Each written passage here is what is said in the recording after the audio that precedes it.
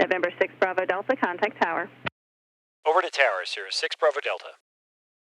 We're capturing our glide path here, so I'm going to make sure that we are stable and descending before I switch over to tower. I'm also reducing my power to hold 100 knots, which will be about 26%. So we're in GPS mode and glide path mode, and I don't need to set a new altitude because my missed approach holding altitude is 2,000 feet. And now that we're set up, let's call tower. Gulfport Tower, Sirius 216 Bravo Delta, RNAV runway 18. Sirius 216 Bravo Delta, Gulfport Tower, runway 18, clear to land. Clear to land, runway 18, Sirius 216 Bravo Delta.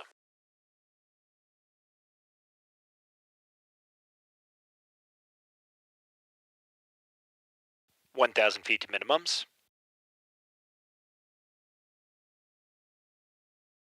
I'm starting to pick out the runway here out of the haze ahead of us. I would actually say it's the PAPI on the right side that's the most recognizable. The runway itself is just kind of a faint gray rectangle. 500 feet to minimums. And this is one of the disadvantages of flying an LPV to a runway without an approach lighting system or runway and identifier lights. It can make the runway pretty hard to pick out. And you can see that crosswind effect here. The runway is well on the left side of our nose.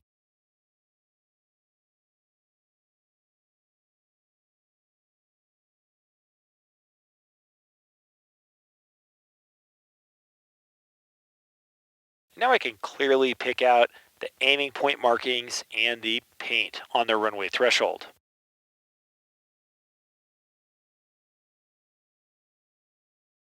And I'm going to disconnect the autopilot and hand fly into landing. And you can see that we're flying right on the glide path, and that's perfectly lined up with the PAPI. 2 reds and 2 whites. 100 to minimums.